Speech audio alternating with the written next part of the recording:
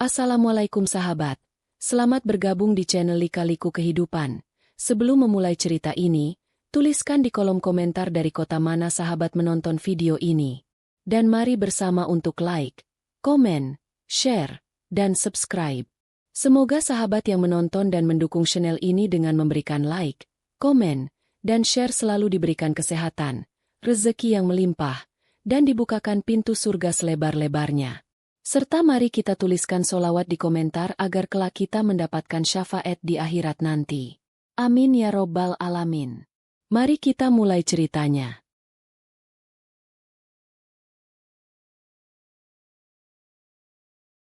Apakah kalian percaya bahwa kebahagiaan itu bisa dibeli dengan kemewahan? Atau, apakah kalian pernah merasa bahwa rumah yang paling megah sekalipun bisa terasa seperti penjara yang paling sempit? Namaku Kirana. Dan pria tampan yang sering kalian lihat di papan reklame kota, yang senyumnya selalu menghiasi layar ponsel kalian dengan kata-kata motivasi tentang keluarga harmonis itu, adalah suamiku, Arkan. Dunia mengenalnya sebagai suami idaman abad ini. Di depan kamera, dia adalah pria yang mengecup keningku setiap pagi, membawakanku bunga tanpa alasan, dan membangun narasi bahwa aku adalah ratu di istana kami. Tapi, tahukah kalian apa yang terjadi saat lampu kamera padam? Saat pintu rumah mewah ini tertutup rapat dan bunyi klik kunci digital menggema di seluruh ruangan? Aku ingin kalian melihat apa yang tidak tertangkap oleh lensa kamera. Aku ingin kalian merasakan dinginnya lantai marmer ini saat aku menyadari bahwa aku tidak punya kunci untuk keluar dari rumahku sendiri. Mari kita mulai dari awal. Dari hari di mana aku mengira aku adalah wanita paling beruntung di dunia. Hari itu, sinar matahari masuk dengan sempurna melalui jendela setinggi 5 meter di ruang tengah kami. Rumah ini adalah karya arsitektur yang luar biasa, penuh dengan kaca, logam mengkilap, dan teknologi canggih. Arkan sedang bersiap untuk siaran langsung mingguan di media sosialnya. Sayang, pakai gaun sutra yang warna biru ya, katanya sambil tersenyum lembut. Senyum yang selalu berhasil meluluhkan hatiku. Warna itu membuatmu terlihat tenang di depan penonton. Aku ingin mereka tahu betapa aku menjagamu dengan baik. Aku mengangguk. Tentu saja. Siapa yang tidak akan luluh diperhatikan hingga detail terkecil seperti itu? Aku merasa sangat dicintai. Aku merasa sangat aman. Arkan kemudian merangkul bahuku, membawa aku ke depan cermin besar di lobi. Kami tampak seperti pasangan di negeri dongeng. Dia tinggi, gagah, dan penuh wibawa. Sedangkan aku, tampak mungil dan terlindungi di sampingnya. Lihat kita, Kirana. Bisiknya tepat di telingaku. Kita adalah definisi kesempurnaan. Dan aku tidak akan membiarkan satu orang pun, atau satu hal pun, merusak kesempurnaan ini. Kamu akan tetap di sini, bersamaku, selamanya. Di tempat yang paling aman yang pernah diciptakan manusia. Saat itu, aku hanya tersenyum tersipu. Aku tidak menyadari bahwa kata aman bagi Arkan memiliki arti yang sangat berbeda. Aku tidak menyadari bahwa selamanya adalah sebuah janji yang akan berubah menjadi jeruji besi yang kasat mata. Selamat datang di hidupku. Sebuah hidup yang tampak berkilau dari luar, namun menyimpan rahasia kelam di baliknya. Tetaplah bersamaku, karena setelah ini, kalian akan melihat bagaimana satu persatu tirai kepalsuan ini tersingkap. Semuanya dimulai dari hal-hal kecil yang awalnya kupikir adalah bentuk cinta yang luar biasa, namun perlahan berubah menjadi kendali yang tak masuk akal. Pagi itu, aku terbangun oleh suara denting notifikasi dari ponselku. Arkan sudah tidak ada di sampingku, tapi sebuah pesan singkat darinya muncul di layar. Jangan lupa sarapan salad buah yang sudah kusiapkan di meja makan, sayang. Aku juga sudah memilihkan perhiasan yang harus kamu pakai hari ini. Ada tamu penting yang akan datang ke rumah untuk wawancara eksklusif. Aku tersenyum kecil, merasa diperhatikan. Namun, saat aku melangkah ke ruang makan, aku melihat piring itu. Di sampingnya, ada sebuah tablet kecil yang menampilkan jadwal kegiatanku hari ini, menit demi menit. Pukul 8, sarapan. Pukul 8.30, perawatan wajah di ruang spa pribadi. Pukul 9.30, memakai gaun biru, yang sudah dia siapkan. Pukul 10. Duduk di sofa ruang tamu, membaca buku sastra yang dia pilihkan, menunggu kru kamera datang. Arkan sangat detail, gumamku dalam hati. Aku mencoba mengganti menu sarapanku dengan roti panggang karena perutku sedang kurang nyaman. Namun, baru saja aku menyalakan pemanggang roti, suara Arkan menggema dari pengeras suara tersembunyi di langit-langit dapur. Kirana, salad buah itu lebih sehat untuk kulitmu di depan kamera nanti. Matikan pemanggang rotinya, sayang. Aku tersentak. Jantungku berdegup kencang. Dia tidak ada di rumah. Tapi dia tahu apa yang sedang kulakukan? Aku menoleh ke atas, mencari sumber suara itu, dan baru menyadari ada lensa kamera kecil yang tersembunyi di antara lampu hias dapur. Tidak hanya satu, tapi di setiap sudut. Beberapa jam kemudian, kru media datang. Arkan pulang dengan setelan jas yang sangat rapi, menyapa mereka dengan ramah yang luar biasa. Dia merangkul pinggangku dengan posesif di depan wartawan. Istriku ini adalah jantung dari rumah ini, ucap Arkan ke arah kamera dengan tatapan penuh binar. Tanpa dia, rumah semegah ini hanyalah bangunan kosong. Itulah kenapa aku menjaganya seperti permata paling berharga. Dia tidak perlu lelah keluar rumah, karena aku membawa seluruh dunia ke hadapannya. Para wartawan itu berdecak kagum. Wah, betapa beruntungnya Anda, Ibu Kirana, memiliki suami yang sangat protektif dan penyayang seperti Pak Arkan. Aku hanya bisa tersenyum kaku. Aku ingin mengatakan bahwa aku ingin sekali pergi ke toko buku sendiri, atau sekadar menghirup udara di taman kota tanpa pengawalan. Tapi, genggaman tangan Arkan di pinggangku mengencang, sebuah kode rahasia yang hanya aku yang tahu artinya. Tetaplah tersenyum, atau kesempurnaan ini akan rusak. Saat para kru pergi, senyum ramah di wajah Arkan menghilang dalam sekejap. Dia melepaskan rangkulannya dan memeriksa rekaman wawancara tadi di tabletnya. Tadi kamu sedikit ragu saat menjawab pertanyaan tentang kebahagiaan kita, Kirana. Ucapnya dengan nada dingin, tanpa menoleh padaku. Lain kali, jangan buat aku malu. Aku melakukan semua ini untukmu. Untuk menjaga citra kita. Dia berjalan pergi menuju ruang kerjanya, meninggalkan aku berdiri sendirian di tengah kemegahan ruang tamu yang tiba-tiba terasa sangat sunyi. Aku menatap pintu besar di depan rumah, pintu yang hanya bisa dibuka dengan sidik jari Arkan atau kode rahasia yang tidak pernah dia beritahukan padaku. Saat itulah, rasa dingin mulai merayap di punggungku. Aku mulai menyadari bahwa aku bukan hanya ratu di rumah ini. Aku adalah pajangan yang paling mahal di dalam etalase kaca milik Arkan. Dan etalase ini tidak memiliki pintu keluar. Setidaknya tidak tanpa izin pemiliknya yang terobsesi pada kesempurnaan. Hari-hari berikutnya, aku mulai memperhatikan hal yang lebih mengerikan. Hidupku bukan lagi milikku, melainkan konten bagi jutaan pengikut Arkan di media sosial. Malam itu, aku sedang duduk di tepi ranjang, merasa sangat lelah secara mental. Aku hanya ingin mematikan lampu dan tidur dalam kegelapan yang tenang. Namun, Arkan masuk dengan lampu ring light portable di tangannya dan sebuah kamera yang sudah menyala. Senyum, sayang.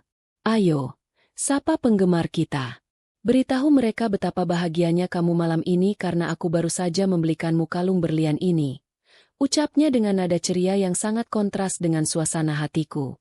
Dia memasangkan kalung itu di leherku. Kilauan berliannya terasa dingin, seolah-olah itu adalah borgol yang melingkar di tenggorokanku.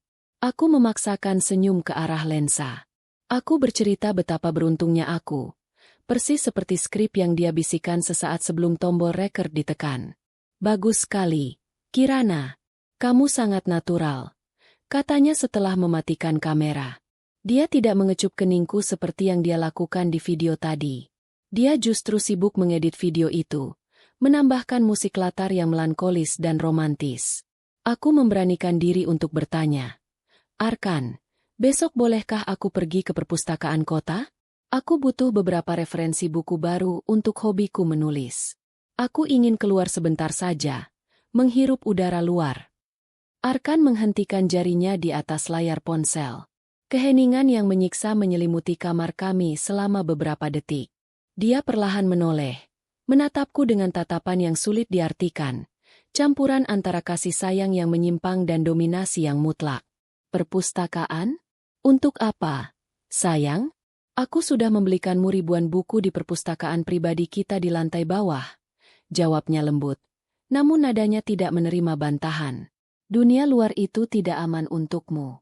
Ada banyak orang jahat, ada banyak kuman, dan yang paling penting, ada banyak orang yang ingin merusak reputasi kita.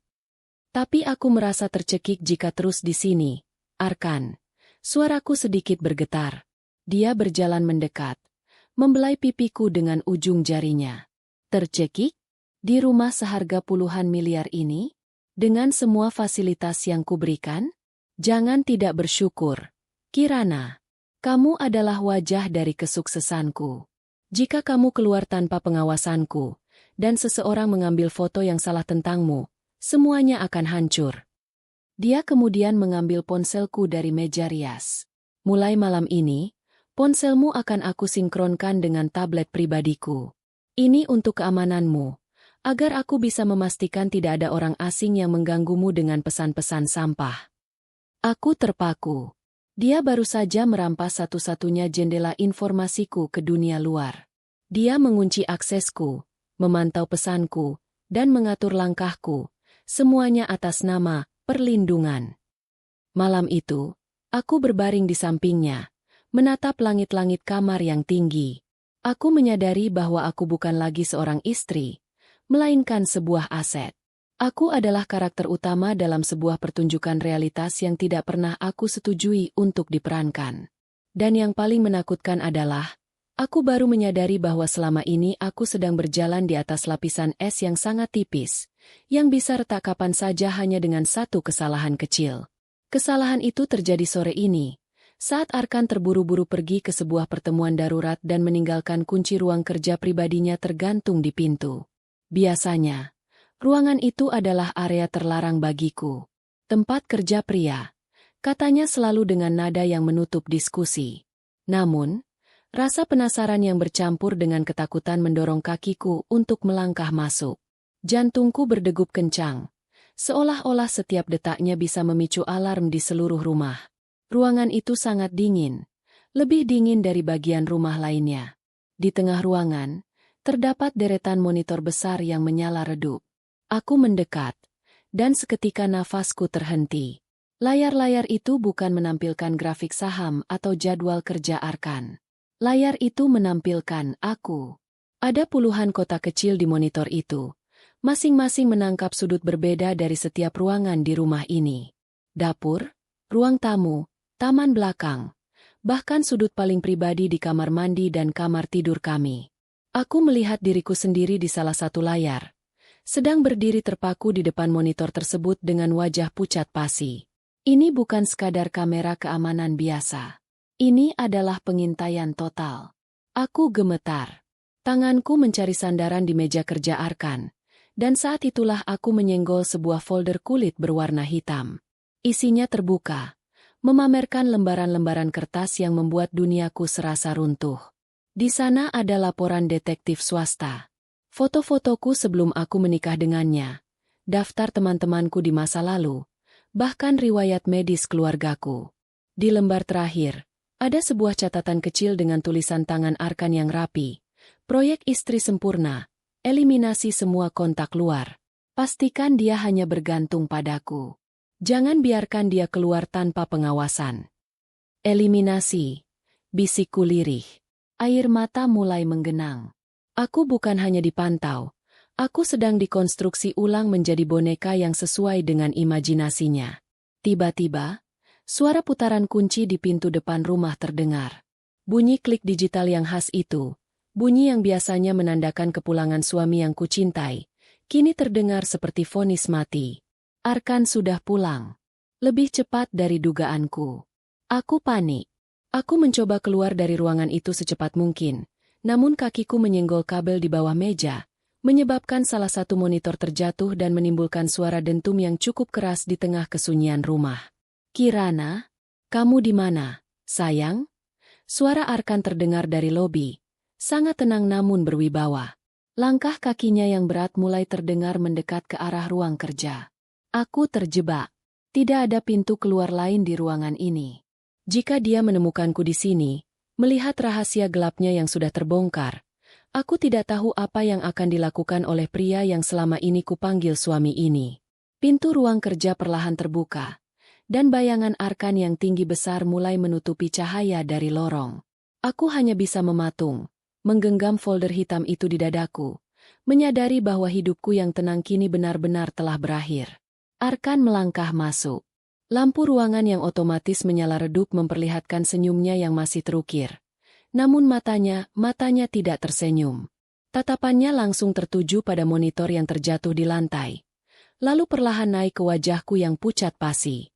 "Sayang, apa yang kamu lakukan di ruangan pribadiku?" Suaranya lembut, terlalu lembut untuk situasi semencekam ini. Dia berjalan mendekat, langkah demi langkah, menghapus jarak di antara kami. Aku mencoba mengatur napas, meski suaraku bergetar hebat. "Arkan, apa semua ini? Kenapa ada kamera di kamar mandi? Kenapa ada laporan tentang masa laluku di sini? Apa maksudnya? Proyek istri sempurna?" Arkan berhenti tepat di depanku. Dia tidak marah, tidak juga berteriak. Dia justru mengulurkan tangan, mencoba mengambil folder hitam itu dari pelukanku. Aku mundur satu langkah, namun punggungku langsung membentur meja kerja yang dingin. "Berikan padaku, Kirana," pintanya, masih dengan nada tenang yang mengerikan. "Semua itu untuk melindungimu. Dunia ini penuh dengan fitnah. Aku hanya memastikan tidak ada satupun celah yang bisa menghancurkan reputasi kita. Aku ingin kamu tetap bersih, tetap sempurna di mata dunia. Tapi ini bukan perlindungan, Arkan. Ini pengintaian. Kamu mengurungku," teriakku. Air mata mulai mengalir deras di pipiku. Aku ingin keluar dari sini. Aku ingin bicara dengan ibuku. Aku ingin hidup normal. Seketika, ekspresi wajah Arkan berubah. Senyum ramahnya hilang, digantikan oleh garis-garis wajah yang keras dan dingin. Dia menarik folder itu dengan paksa dari tanganku, gerakan yang cepat namun tanpa kekerasan fisik, lalu melemparkannya ke atas meja. "Hidup normal." Arkan tertawa kecil, tawa yang terdengar hampa. "Tanpa aku, kamu bukan siapa-siapa, Kirana. Kamu hanya gadis biasa dari pinggiran kota. Aku yang membentukmu, aku yang memberimu kemewahan ini, dan aku yang membuat jutaan orang memujamu. Kamu adalah mahakaryaku." Dia kemudian berjalan menuju pintu dan menekan sebuah tombol di panel dinding. Bunyi bip panjang terdengar, diikuti oleh suara penguncian ganda di seluruh penjuru rumah. "Karena kamu sudah melihat apa yang seharusnya tidak kamu lihat, kurasa kamu butuh waktu untuk merenung," ucap Arkan sambil melangkah keluar.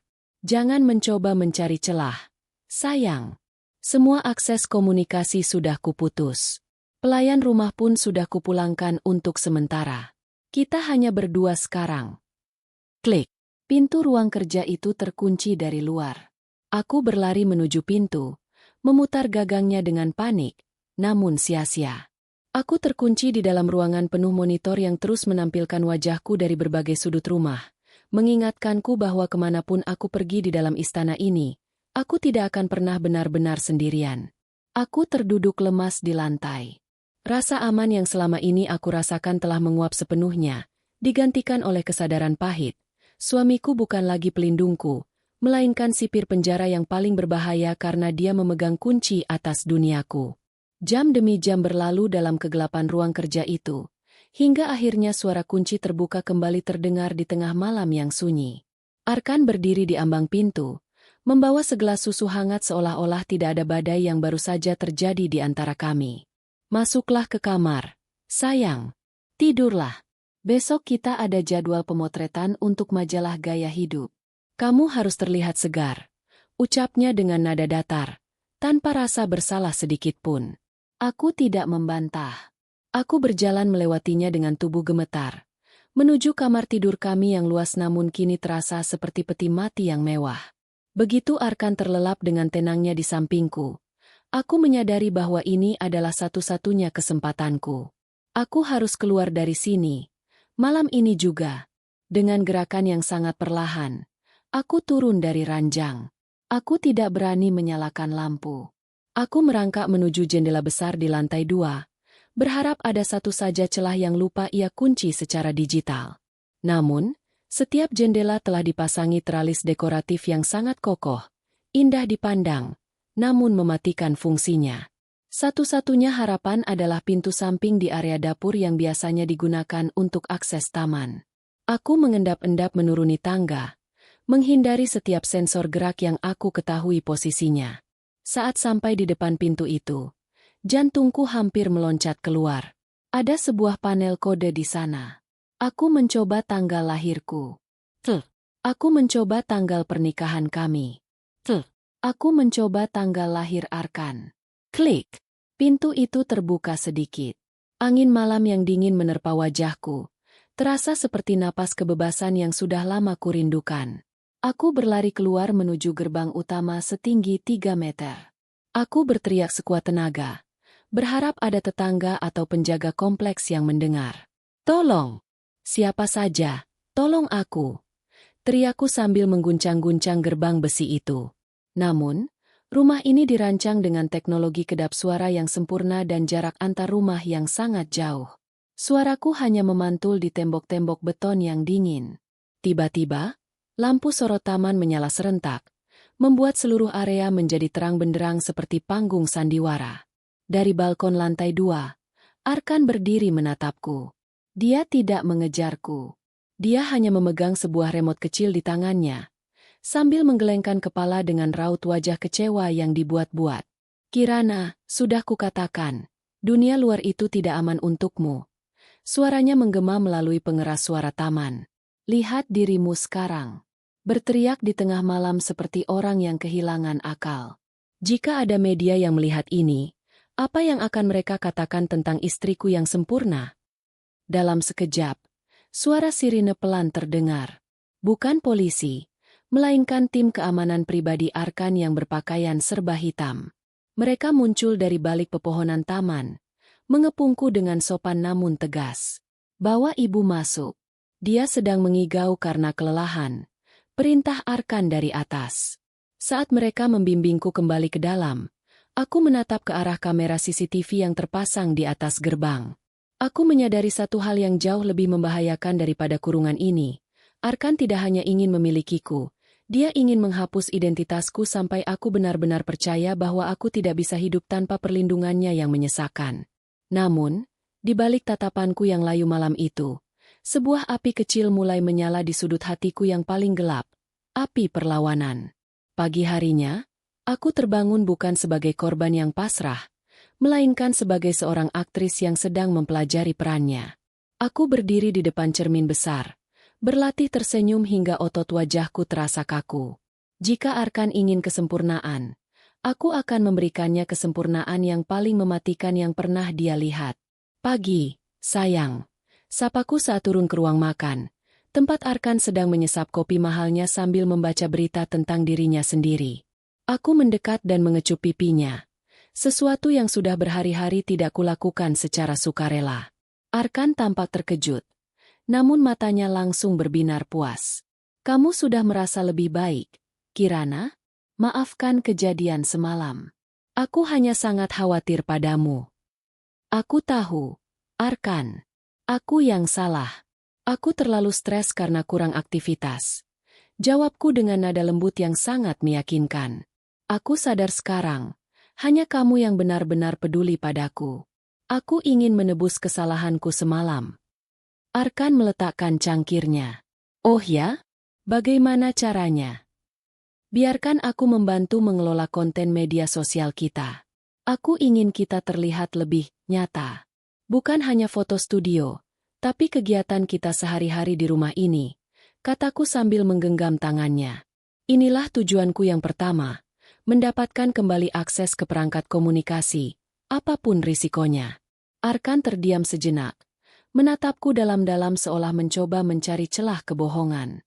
Namun, egonya yang besar rupanya lebih kuat dari rasa curiganya. Dia senang dengan ide bahwa aku akhirnya tunduk dan ingin berkontribusi pada citra kebanggaannya. Ide yang bagus. Sayang, publik akan sangat menyukai itu, ucapnya. Dia mengeluarkan sebuah ponsel baru dari laci mejanya. Ponsel yang tentu saja sudah dipasangi perangkat pelacak dan penyadap olehnya. Gunakan ini. Tapi ingat, setiap unggahan harus melalui persetujuanku terlebih dahulu. Aku menerima ponsel itu dengan tangan gemetar yang kusembunyikan. Ini adalah langkah pertamaku. Aku tidak akan menggunakannya untuk menelepon polisi, karena aku tahu Arkan punya koneksi di mana-mana yang bisa membungkamku dalam sekejap. Tujuanku sekarang lebih besar. Aku harus mengumpulkan bukti kejahatannya, semua rekaman pengintaiannya, dan membagikannya secara massal kepada jutaan pengikutnya di saat yang paling tidak dia duga. Aku akan menghancurkan sangkarnya dengan cara menghancurkan dunia yang dia bangun di atas kebohongannya. Rintangan pertamanya adalah waktu. Arkan tidak pernah membiarkan ponsel itu lepas dari pengawasannya lebih dari 10 menit. Aku harus bergerak sangat cepat. Di sela-sela senyuman palsu yang kubangun untuk menutupi rencana pelarianku yang sesungguhnya. Namun, tantangan pertama yang kuhadapi jauh lebih berat dari sekadar durasi waktu. Arkan telah memasang sistem sinkronisasi otomatis yang membuat setiap foto atau video yang kuambil langsung muncul di tablet pribadinya secara real-time. Siang itu, Arkan sedang berada di taman belakang untuk melakukan sesi foto produk jam tangan mewah. Aku melihat ini sebagai celah. Aku berpura-pura ingin mengambil konten, estetik, di ruang kerjanya. Ruangan yang kini sudah tidak lagi dikunci karena dia merasa aku sudah sepenuhnya tunduk. Aku mau ambil foto tumpukan buku sastra di mejamu. Arkan, pengikutmu pasti suka melihat sisi intelektual keluarga kita. Teriakku dari pintu ruang kerja dengan nada manja yang dibuat-buat. Silakan, sayang. Jangan lupa pakai filter yang hangat ya. Jawabnya dari kejauhan. Suaranya terdengar penuh kemenangan. Begitu pintuku tutup, detak jantungku berpacu gila-gilaan. Aku tidak mengambil foto buku. Aku merangkak ke bawah meja, mencari unit pusat kendali kamera pengawas yang kulihat kemarin. Tanganku gemetar hebat saat mencoba menghubungkan kabel data dari ponselku ke mesin tersebut. Aku harus menyalin folder. Proyek istri sempurna, itu. Kapasitas filenya sangat besar. Persentase di layar ponselku bergerak sangat lambat. 10%, 15%, 25%. Tiba-tiba, suara langkah kaki Arkan terdengar di lorong. Dia tidak memakai sepatu. Langkahnya senyap namun getarannya terasa di lantai marmer. Kirana, kenapa lama sekali? Aku butuh bantuanmu untuk memilihkan sudut foto di taman. Suaranya sudah berada tepat di balik pintu. Aku panik. Jika aku mencabut kabelnya sekarang, data akan rusak. Jika aku membiarkannya, dia akan melihatku merangkak di bawah meja dengan ponsel yang terhubung ke server rahasianya. Dengan gerakan nekat, aku menyambar sebuah vas bunga kecil di atas meja dan menjatuhkannya hingga pecah berkeping-keping. Prang! Tepat saat Arkan membuka pintu, aku sudah terduduk di lantai, memegang jemariku seolah-olah terluka karena mencoba memungut pecahan kaca. Ponsel itu kusembunyikan di balik lipatan gaun panjangku, masih terhubung dengan kabel yang menjuntai di bawah meja. Ya ampun, Arkan! Aku ceroboh sekali, vasnya pecah. Ucapku dengan suara bergetar. Kali ini rasa takutnya asli. Arkan bergegas mendekat. Dia berlutut di depanku, memeriksa tanganku dengan tatapan yang sulit dibaca. Matanya sempat melirik ke kolong meja, tepat ke arah kabel hitam yang menjalar di sana. Napasku tertahan. Aku merasa dunia berhenti berputar selama beberapa detik itu. Hati-hati, sayang. Aku tidak ingin ada satupun goresan di kulitmu yang indah ini, bisiknya sambil menggenggam tangannya erat. Dia menatapku tajam, seolah sedang membedah isi kepalaku. Kenapa kamu terlihat sangat pucat? Apa ada sesuatu di bawah meja ini yang lebih menarik daripada vas bunga itu? Pertanyaan itu terasa seperti sembilu yang menyayat keberanianku. Aku menyadari bahwa di rumah ini, tidak ada rahasia yang benar-benar bisa kusembunyikan darinya, dan rintangan yang kuhadapi baru saja berubah menjadi ancaman nyata yang bisa menghancurkan sisa harapanku dalam sekejap. Aku menatap mata Arkan, mencoba mencari sisa-sisa cinta yang mungkin masih ada. Namun yang kutemukan hanyalah kegelapan yang menuntut kepatuhan mutlak. Aku hanya mencari antingku yang jatuh saat vas itu pecah. Arkan. Jawabku dengan suara yang diusahakan tetap tenang, Meski tanganku yang ia genggam terasa sangat dingin. Mungkin masuk ke bawah meja ini. Aku tidak ingin perhiasan pemberianmu hilang begitu saja. Arkan terdiam, matanya masih memindai kolong meja di mana kabel data itu menjuntai tipis. Hanya tertutup bayangan gelap kayu mahoni. Detik-detik berlalu seperti jam yang menyiksa. Akhirnya, dia melepaskan genggamannya dan berdiri, mengulurkan tangan untuk membantuku bangun. Lupakan anting itu. Sayang, aku bisa membelikanmu 1000 pasang yang baru. Ucapnya sambil menarikku menjauh dari meja kerja.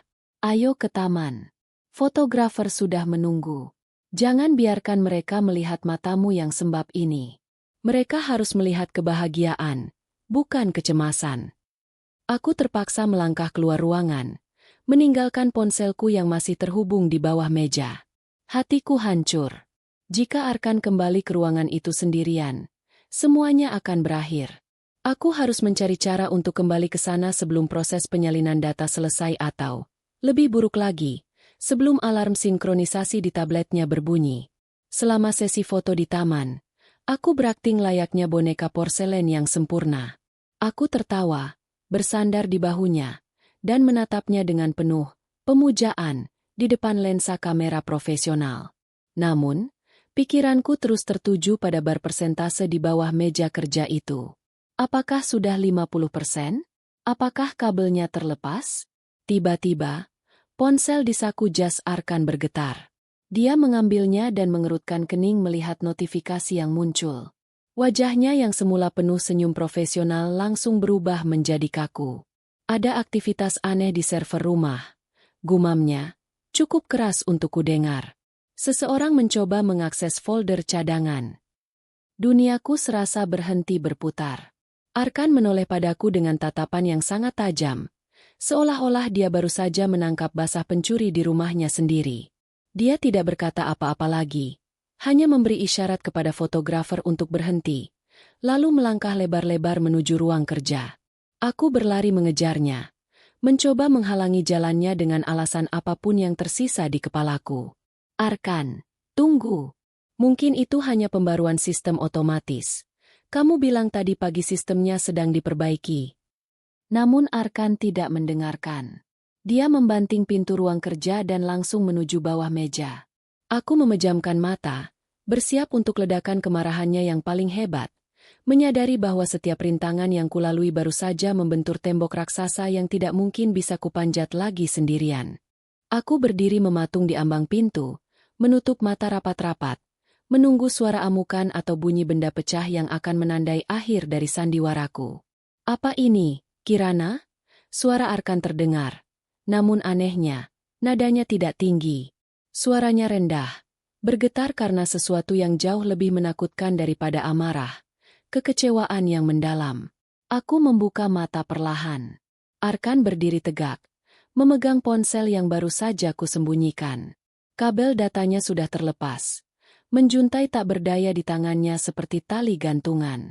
Dia menatap layar ponsel itu, melihat bar penyalinan data yang terhenti di angka 85%. Kamu mencoba mencuri data pribadiku. Tanyanya sambil melangkah perlahan ke arahku. Setelah semua yang kuberikan? Setelah rumah ini, pakaian ini, dan perlindungan yang tidak akan didapatkan wanita lain di luar sana? Itu bukan perlindungan, Arkan. Itu bukti kejahatanmu. Teriakku, keberanianku muncul dari rasa putus asa yang paling dalam. Kamu memata-matai setiap napasku. Kamu mengurungku seperti binatang peliharaan yang mahal. Arkan tertawa sinis. Lalu dengan tenang dia menjatuhkan ponsel itu ke lantai. Prak! Layarnya retak 1000. Dan bersamaan dengan itu, harapanku untuk mendapatkan bukti cadangan hancur berkeping-keping. Bukti? Siapa yang akan percaya padamu, Kirana? Arkan mengambil tabletnya dan menekan beberapa tombol. Seketika, layar monitor di dinding menampilkan rekaman CCTV saat aku berteriak gila di gerbang semalam. Lihat ini. Di mata dunia, kamu adalah istri yang sedang mengalami gangguan mental karena tekanan popularitas. Aku punya surat keterangan dokter yang sudah kusiapkan jika sewaktu-waktu kamu bertingkah seperti ini. Aku tersentak. Dia sudah merencanakan ini semua. Dia sudah menyiapkan skenario cadangan jika aku mencoba melawannya. Sekarang, tujuanku sudah bulat. Ucap Arkan sambil mengunci pintu ruang kerja dari dalam. Kali ini dia yang berdiri di depanku. Jika kamu tidak bisa menjadi istri yang sempurna dengan sukarela, maka aku akan memastikan kamu menjadi istri yang sempurna secara paksa. Mulai detik ini, tidak ada lagi taman, tidak ada lagi ponsel, dan tidak ada lagi cahaya matahari kecuali yang kuizinkan masuk lewat jendela ini. Dia berjalan mendekat, menyudutkanku ke dinding yang dingin.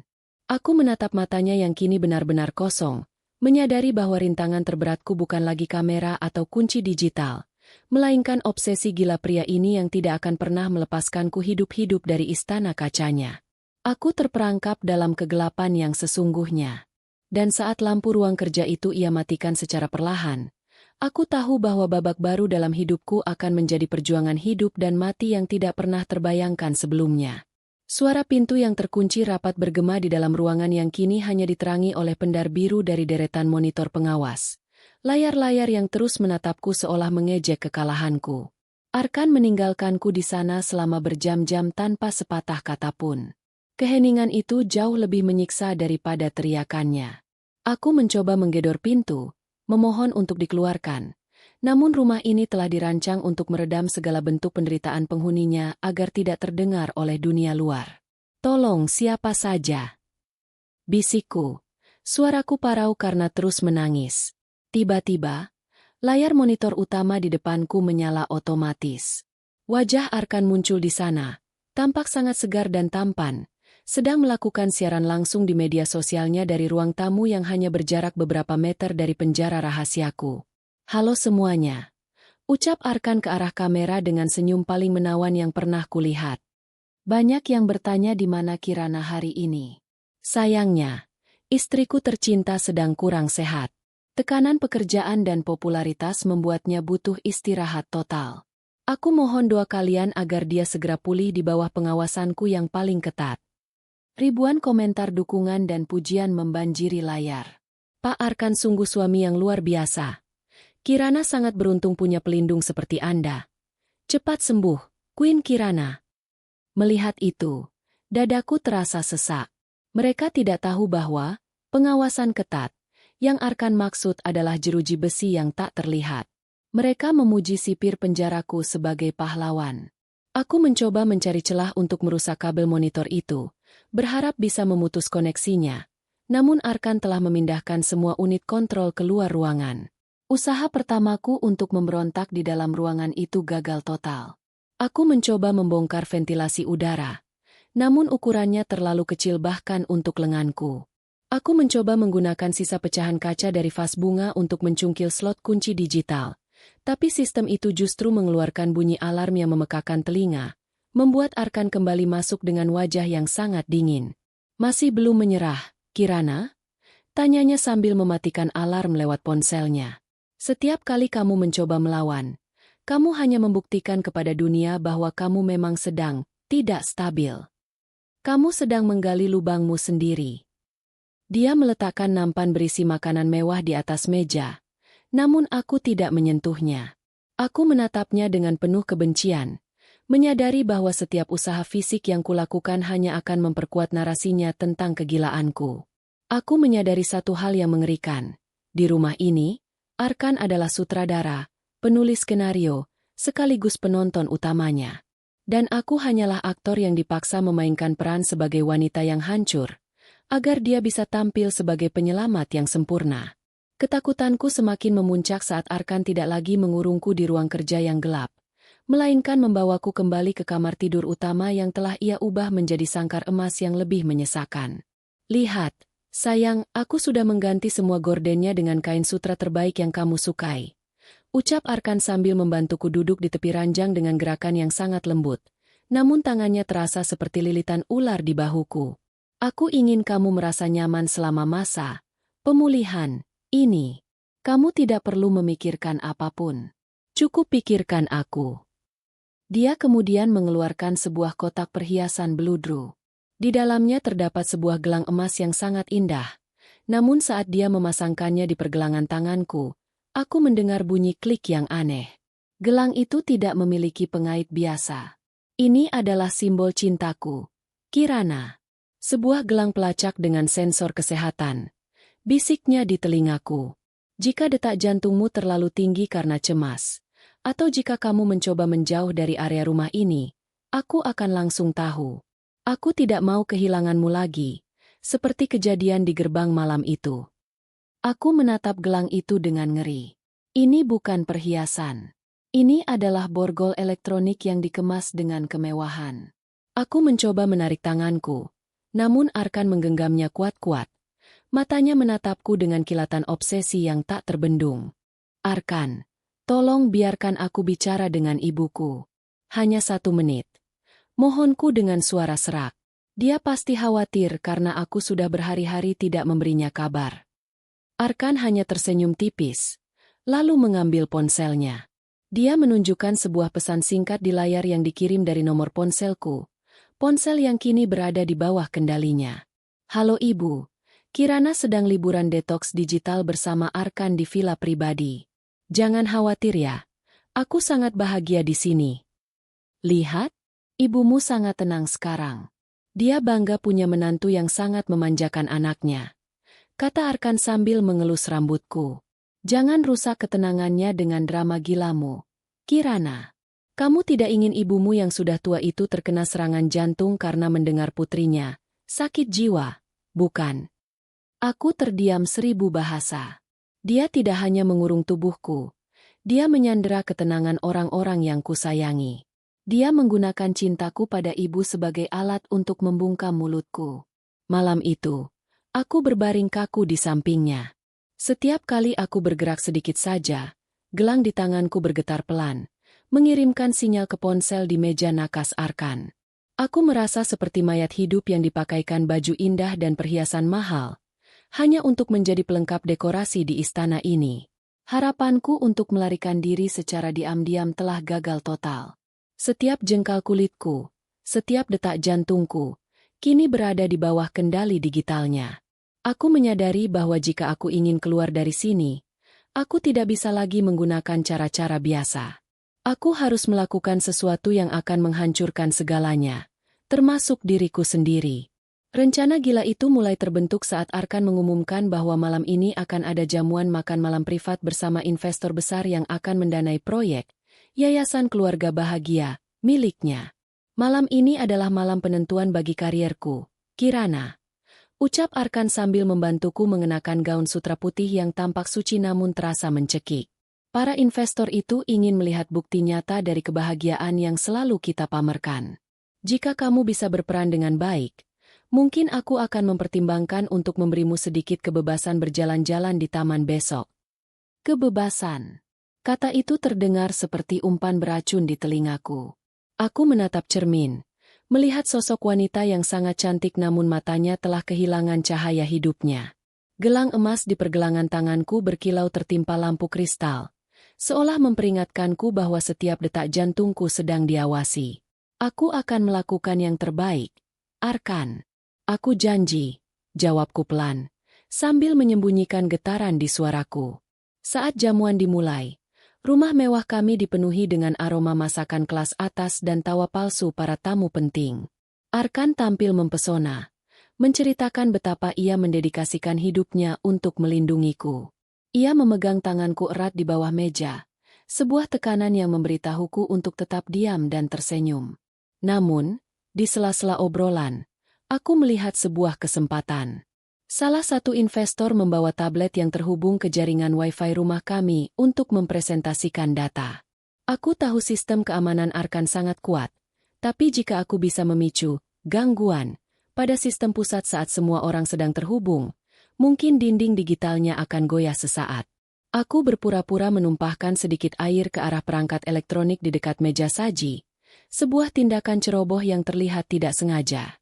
Saat Arkan sibuk meminta maaf dan membersihkan tumpahan itu, aku meraih sebuah ponsel cadangan milik tamu yang tergeletak di meja samping. Dengan tangan gemetar, aku mencoba mengirim satu pesan singkat ke akun media sosial pusat pengaduan masyarakat yang kukenal. Namun, baru saja jemariku menyentuh layar, gelang di tanganku bergetar hebat. Sensor detak jantungku mengirim sinyal darurat ke ponsel Arkan karena rasa panikku yang meluap. Arkan berhenti bergerak. Ia menoleh ke arahku dengan senyum yang tidak pernah mencapai matanya.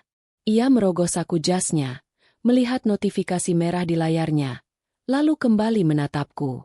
Istriku sepertinya terlalu bersemangat menyambut kalian, ucap Arkan dengan nada tenang yang mematikan kepada para tamu.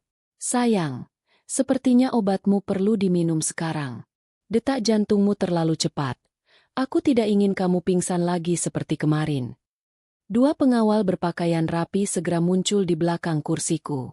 Di depan para investor yang terperangah, mereka membimbingku keluar dengan dalih kesehatan.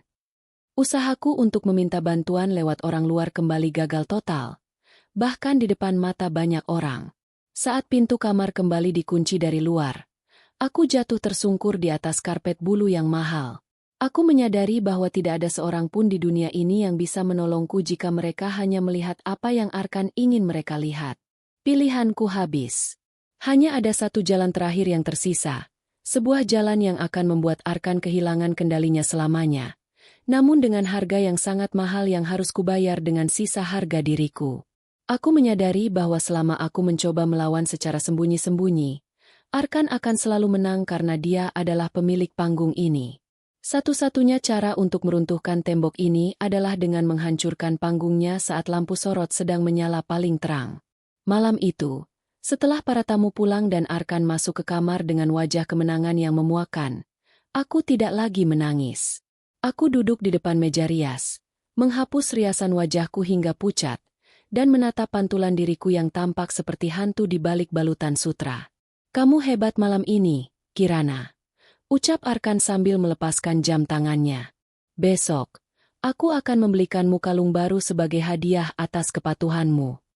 Aku tidak butuh kalung, Arkan, jawabku datar. Aku hanya butuh satu hal. Besok adalah hari ulang tahun pernikahan kita yang ketiga, bukan? Kamu sudah menjanjikan siaran langsung besar-besaran untuk merayakannya bersama jutaan pengikutmu. Arkan tersenyum lebar. Tentu saja. Itu akan menjadi momen puncak tahun ini. Seluruh dunia akan melihat betapa sempurnanya kita. Aku ingin kita melakukannya di balkon utama, kataku. Suaranya nyaris tak terdengar namun penuh penekanan. Tanpa naskah.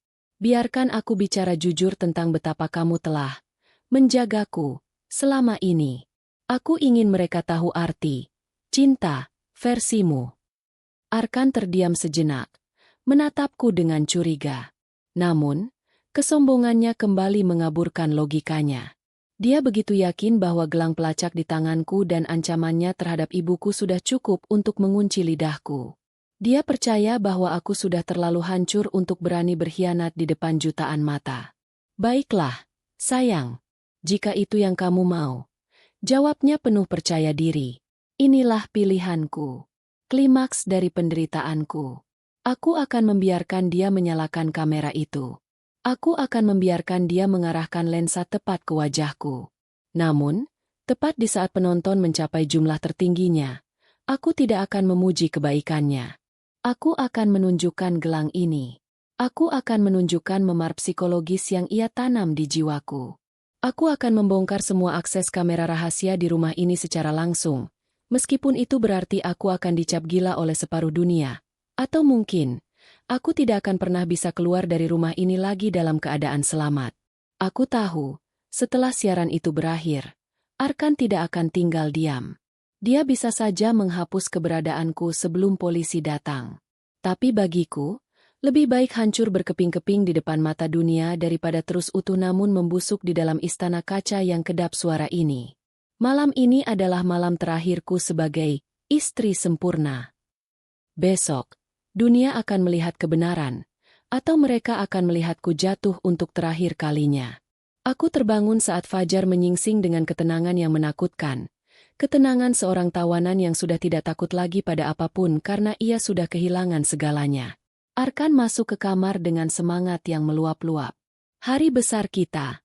Sayang, penonton sudah menunggu di kanal live streaming. Ada hampir 200.000 orang yang sudah masuk ke ruang tunggu digital kita. Teriaknya sambil menyiapkan tripod dan lampu sorot di balkon utama yang menghadap ke kota. Aku membiarkan penata rias, yang selalu dia awasi, memoles wajahku agar terlihat segar dan bercahaya.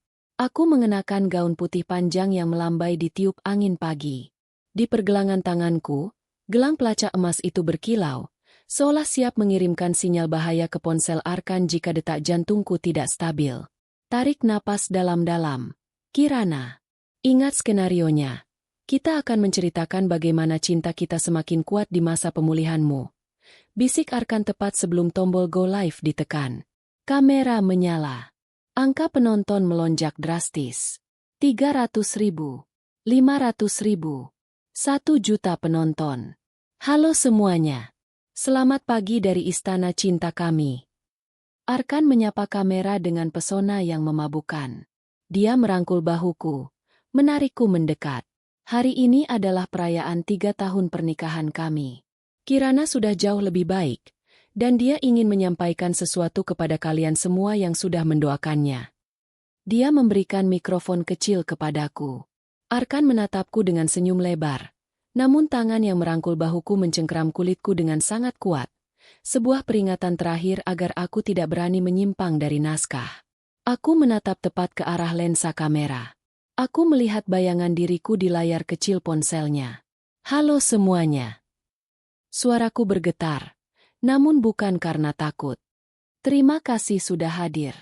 Arkan benar. Dia sangat menjaga aku. Dia menjaga aku di dalam rumah ini dengan sistem keamanan tercanggih di dunia. Dia menjaga aku sampai aku tidak bisa memegang ponselku sendiri.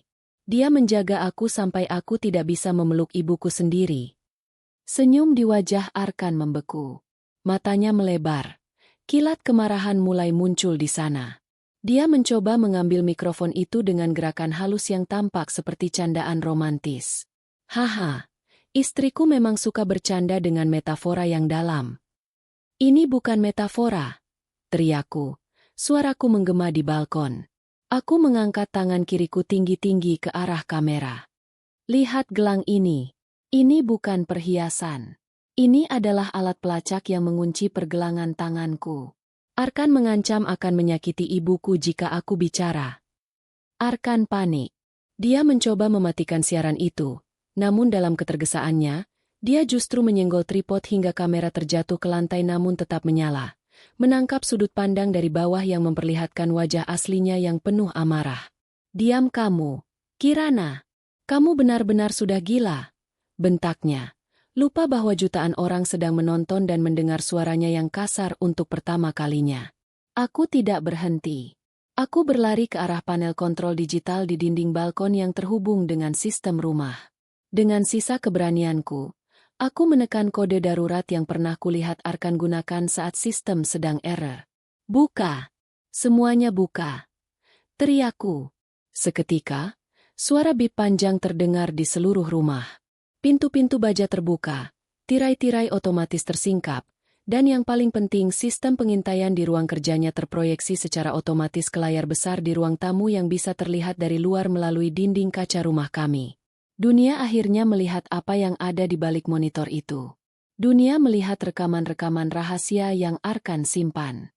Dan Arkan, yang selama ini dipuja sebagai pahlawan, kini berdiri mematung di depan jutaan pasang mata yang sedang menyaksikan kehancuran citra sempurnanya secara langsung. Keheningan yang mencekam menyelimuti balkon selama beberapa detik, sebelum akhirnya ledakan amarah yang selama ini ia sembunyikan pecah berkeping-keping. Kamu menghancurkan segalanya. Kirana, kamu menghancurkan hidupku. Teriak Arkan. Suaranya parau dan bergetar hebat. Dia menerjang ke arahku, bukan dengan pukulan, melainkan dengan upaya panik untuk merebut ponsel yang masih menyiarkan segalanya ke seluruh dunia. Aku mundur selangkah. Kakiku gemetar menempel pada pagar balkon yang tinggi. Bukan aku yang menghancurkannya. Arkan, kebohonganmu sendiri yang melakukannya. Lihat layar itu. Lihat wajahmu sendiri. Di layar ponsel yang tergeletak di lantai, kolom komentar bergerak secepat kilat. Arkan, kamu monster. Selamatkan Kirana. Polisi, tolong segera ke sana. Reputasi yang ia bangun selama bertahun-tahun runtuh hanya dalam hitungan menit. Arkan tampak kehilangan akal. Dia mencoba mematikan koneksi internet rumah melalui panel dinding. Namun sistem yang sudah kupaksa masuk ke mode darurat justru mengunci seluruh akses administratifnya. Rumah pintar ini, yang ia ciptakan untuk mengurungku, kini justru berbalik mengurung dirinya sendiri dalam skandal yang tak terelakkan. Matikan. Aku bilang matikan. Arkan meraung. Wajahnya memerah. Urat-urat lehernya menonjol. Dia tampak seperti pria asing yang tidak pernah kukenal sebelumnya. Tiba-tiba, suara sirine polisi terdengar dari kejauhan, memecah kesunyian kompleks perumahan elit kami. Rupanya, ribuan penonton siaran langsung itu tidak tinggal diam. Mereka bergerak lebih cepat dari yang kubayangkan. Cahaya lampu biru dan merah mulai memantul di dinding-dinding kaca rumah kami. Arkan tertegun. Dia menatap ke arah gerbang utama yang kini sedang dikepung oleh mobil petugas. Kesombongannya perlahan berganti dengan ketakutan yang nyata. Dia menatapku, lalu menatap gelang emas di tanganku yang masih bergetar mengirimkan sinyal detak jantungku yang sangat tinggi. Ini belum berakhir, Kirana. Bisiknya dengan nada yang membuat bulu kuduku berdiri. Dia mencoba melarikan diri menuju lift pribadi. Namun pintu lift itu tertutup rapat dan terkunci oleh sistem darurat yang telah kuhidupkan. Dia terjebak di balkon ini bersamaku, di hadapan jutaan saksi mata digital dan puluhan petugas yang mulai mendobrak masuk ke dalam istana kacanya. Aku jatuh terduduk di lantai, memeluk lututku sendiri. Air mata yang keluar kali ini bukan lagi air mata penderitaan, melainkan air mata kebebasan yang terasa sangat asin namun melegakan. Aku melihat para petugas mulai menaiki tangga balkon, dan untuk pertama kalinya dalam 3 tahun, aku tidak lagi merasa takut pada bayangan suamiku sendiri. Namun, tepat sebelum petugas pertama menginjakkan kaki di lantai balkon, Arkan membalikkan tubuhnya dengan gerakan yang sangat cepat. Matanya menatapku dengan kebencian yang murni dan pekat. "Kamu pikir kamu menang, Kirana?" bisiknya. Suaranya nyaris tenggelam oleh deru sirine di bawah sana. "Rumah ini adalah aku. Kamu tidak akan pernah benar-benar bisa lepas dariku." Dia merogoh saku celananya, mengeluarkan sebuah kunci manual kecil yang selama ini ia sembunyikan. Kunci darurat untuk akses jalur pelarian rahasia di balik dinding balkon. Dengan sekali putar, sebuah panel kayu mahoni terbuka, menelan sosoknya ke dalam kegelapan lorong sempit sebelum petugas bisa menyentuhnya. Dia lari. Dia masuk ke dalam dinding. Teriakku sambil menunjuk ke arah panel yang kembali tertutup otomatis. Para petugas segera mengejar, mencoba mendobrak panel tersebut.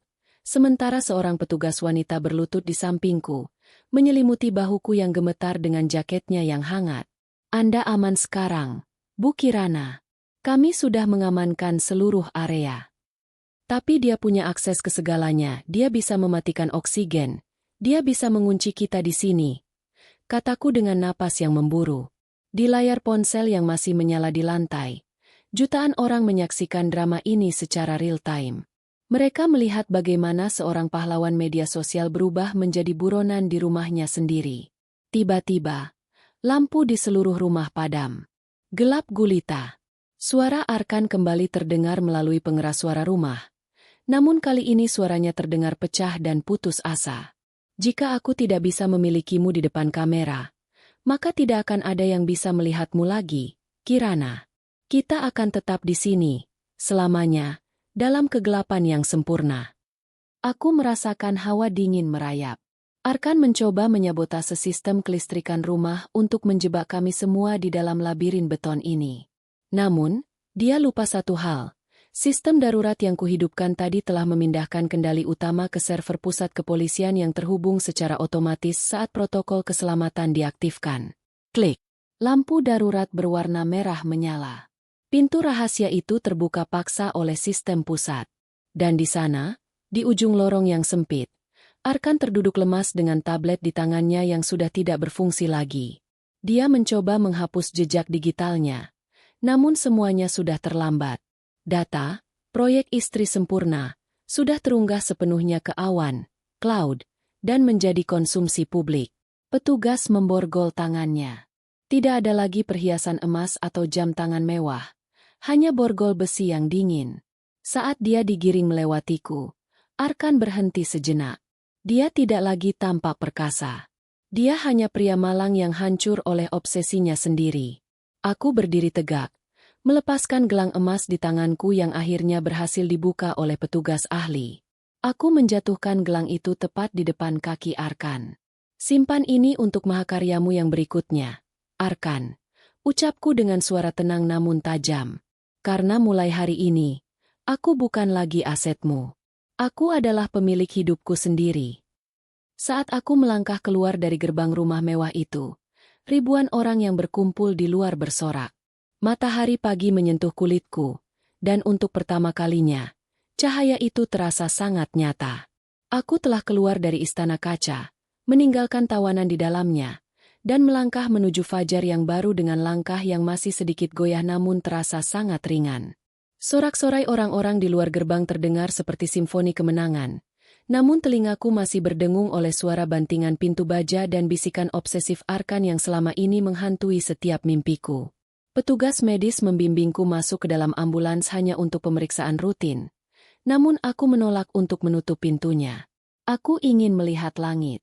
Aku ingin melihat awan yang bergerak bebas, tanpa terhalang oleh kaca anti peluru atau sensor pengawas yang mengintip dari sudut plafon.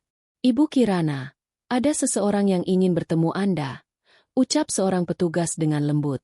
Dari kerumunan, seorang wanita tua berlari kecil dengan derai air mata yang tak terbendung. Itu ibuku. Dia memelukku begitu erat, seolah takut jika dia melepaskannya sedikit saja, aku akan menghilang kembali ke dalam labirin mewah itu. Maafkan ibu, Kirana. Ibu tidak tahu. Ibu pikir kamu benar-benar bahagia di sana. Isaknya di bahuku. Bukan salah ibu. Bisikku. Air mataku akhirnya tumpah dengan tulus. Arkan terlalu pandai menyusun skenario. Dia menipu seluruh dunia, bukan hanya ibu. Sambil memeluk ibu, aku melihat ke arah rumah mewah yang kini dipasangi garis polisi. Rumah itu tampak begitu asing sekarang. Lampu-lampu kristalnya mati. Dinding kacanya yang megah kini justru memantulkan bayangan kerumunan yang menuntut keadilan. Di dalam sana, petugas sedang menyita puluhan server dan hard disk berisi ribuan jam rekaman pengintaian. Bukti bisu dari setiap detik penderitaanku yang ia jadikan koleksi pribadi. Berita tentang penangkapan Arkan meledak di seluruh kanal berita. Tagar keadilan untuk Kirana menjadi tren nomor 1 di dunia. Namun, saat aku melihat wajahku sendiri di layar televisi di dalam ambulans, aku tidak merasakan kepuasan dendam. Aku hanya merasakan kekosongan yang perlahan mulai terisi oleh rasa syukur. Aku menyadari bahwa selama 3 tahun ini, aku telah lupa bagaimana rasanya membuat keputusan sendiri, bahkan untuk hal sekecil memilih warna pakaian atau menu sarapan. Arkan telah merampas kemampuanku untuk menentukan keinginan, mengubahku menjadi robot cantik yang hanya berfungsi untuk memperindah citranya. Kini, tantangan terbesarku bukan lagi melarikan diri dari rumah itu, melainkan melarikan diri dari bayang-bayang Arkan yang masih tertanam di kepalaku. Setiap kali aku ingin melakukan sesuatu, aku masih sering menoleh ke atas, mencari kamera yang mungkin sedang mengawasiku. Kita pulang ke rumah kita yang dulu, ya? Tanya ibu sambil mengusap air mataku. Aku mengangguk mantap. Rumah kecil dengan pagar kayu yang sudah mulai lapuk dan cat yang memudar itu tiba-tiba terasa jauh lebih mewah daripada istana puluhan miliar yang baru saja kutinggalkan. Karena di sana, tidak ada sensor, tidak ada kamera tersembunyi, dan yang paling penting, tidak ada topeng yang harus kupakai setiap harinya. Namun, ketenangan di rumah masa kecilku itu terusik ketika surat panggilan dari pengadilan tiba, memaksaku untuk kembali menatap wajah pria yang telah mencuri 3 tahun hidupku. Ruang sidang penuh sesak oleh kilatan lampu kamera dan bisikan para pengunjung yang penasaran. Arkan duduk di kursi terdakwa, mengenakan rompi tahanan yang sangat kontras dengan kemeja sutra yang biasa ia pakai. Wajahnya tampak kuyu, namun tatapannya masih menyimpan percikan arogansi yang sama saat matanya bertemu dengan mataku. Saudari saksi, silakan sampaikan keterangan Anda mengenai kejadian di dalam rumah tersebut, ucap hakim dengan nada yang berwibawa. Aku berdiri di podium. Tanganku gemetar hebat di bawah meja. Seluruh ruangan mendadak sunyi, menunggu kata-kata keluar dari mulutku. Aku melihat Arkan menyeringai tipis, seolah dia masih yakin bahwa aku adalah wanita lemah yang bisa ia hancurkan hanya dengan satu tatapan tajam. Selama 1000 hari. Suaraku tercekat. Aku menarik napas panjang, mengingat setiap sensor yang mengintai dan setiap pintu yang terkunci otomatis. Selama 1000 hari, aku tidak pernah benar-benar tidur. Aku tidak pernah benar-benar mandi sendiri. Aku tidak pernah benar-benar menjadi manusia. Aku menceritakan semuanya. Tentang folder, proyek istri sempurna, tentang gelang emas yang menjadi borgol digital, dan tentang bagaimana dia menggunakan kasih sayang sebagai racun untuk melumpuhkan jiwaku. Pengacara Arkan mencoba memotongku, menyebutku sebagai istri yang sedang berhalusinasi dan tidak tahu berterima kasih atas kemewahan yang diberikan. Berterima kasih? Aku menoleh ke arah pengacaranya dengan air mata yang menggenang namun suara yang menggelegar. Apakah Anda akan berterima kasih jika setiap napas Anda dihitung oleh mesin? Apakah Anda akan merasa beruntung jika satu-satunya cara untuk keluar rumah adalah dengan mempertaruhkan nyawa di depan jutaan orang? Aku mengeluarkan sebuah rekaman suara kecil yang berhasil kuselamatkan lewat unggahan otomatis di sela-sela kegagalan sistem malam itu. Suara Arkan yang dingin menggema di ruang sidang. Kamu adalah mahakaryaku, Kirana. Tanpa aku, kamu bukan siapa-siapa. Seketika, ruang sidang riuh. Arkan tertunduk lesu. Tidak bisa lagi membantah bukti digital yang selama ini ia agung-agungkan sendiri. Keangkuhannya runtuh di depan hukum yang selama ini ia remehkan dengan kekuasaannya. Saat hakim mengetukkan palu, menyatakan bahwa Arkan terbukti bersalah atas tindakan perampasan kemerdekaan dan pengintaian ilegal, aku merasa sebuah beban raksasa yang menindih dadaku selama bertahun-tahun akhirnya terangkat. Aku berjalan keluar dari ruang sidang tanpa menoleh lagi ke arahnya. Di luar, ratusan wanita berdiri memegang poster dengan tulisan yang membuat hatiku bergetar. Kami mendengarmu, Kirana. Aku menyadari bahwa suaraku bukan hanya tentang kebebasanku sendiri, tapi juga tentang memberikan keberanian bagi mereka yang masih terjebak di dalam istana-istana kecil mereka yang sunyi. Dan saat aku melangkah menuruni anak tangga gedung pengadilan, aku merasa telah lahir kembali sebagai wanita yang utuh. Riuh rendah dukungan dari orang-orang asing yang kini terasa seperti keluarga itu mengiringi kepulanganku ke kehidupan yang sederhana, namun penuh dengan makna.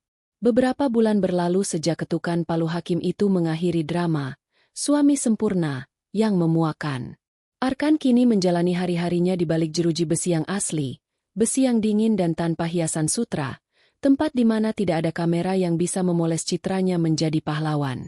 Hartanya disita, dan rumah mewah yang dulu menjadi penjaraku kini telah dialihfungsikan menjadi pusat rehabilitasi bagi para penyintas tekanan psikologis. Sebuah tempat di mana dinding-dindingnya kini membisikkan harapan, bukan ketakutan. Aku duduk di teras rumah ibuku, menyesap teh hangat sambil melihat matahari terbenam yang berwarna jingga keemasan. Tidak ada gelang emas di tanganku, tidak ada sensor di pergelangan kakiku, dan yang paling penting, tidak ada rasa cemas yang menghimpit dadaku setiap kali aku ingin menarik napas dalam-dalam. Kirana, ada surat untukmu.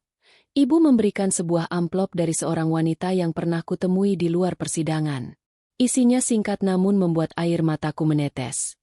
Terima kasih, Kirana. Karena ceritamu, aku berani melepaskan diri dari hubungan yang mencekikku selama bertahun-tahun. Kamu membuktikan bahwa kemewahan tidak ada artinya tanpa kebebasan. Pelajaran terbesar yang kupetik dari tragedi ini adalah bahwa cinta sejati tidak pernah memenjara. Cinta sejati tidak pernah menuntutmu untuk menjadi sempurna di depan kamera sambil membiarkan jiwamu hancur di balik layar. Jika seseorang mencintaimu, dia akan membiarkanmu tumbuh, bukan mengurungmu dalam sangkar emas agar dia bisa mengagumimu sendirian. Duniaku kini memang tidak semegah dulu. Aku mungkin tidak lagi memakai gaun sutra ribuan dolar atau duduk di sofa kulit yang mahal. Namun, setiap kali aku berjalan keluar pintu rumah tanpa harus meminta izin, setiap kali aku tertawa tanpa harus melihat naskah, aku menyadari bahwa itulah kekayaan yang sesungguhnya. Kepada kalian yang sedang menonton atau mendengarkan kisahku ini, ingatlah satu hal, jangan pernah biarkan siapapun mematikan cahayamu hanya agar mereka bisa terlihat bersinar. Rumah yang paling indah adalah rumah di mana kamu bisa menjadi dirimu sendiri tanpa rasa takut. Namaku Kirana. Aku pernah menjadi tawanan di istana kaca. Tapi kini aku adalah pemilik tunggal atas kebahagiaanku sendiri. Pintu itu sudah terbuka, dan aku tidak akan pernah menoleh ke belakang lagi. Terima kasih telah menemani perjalananku. Sampai jumpa di kehidupan yang lebih jujur dan penuh warna.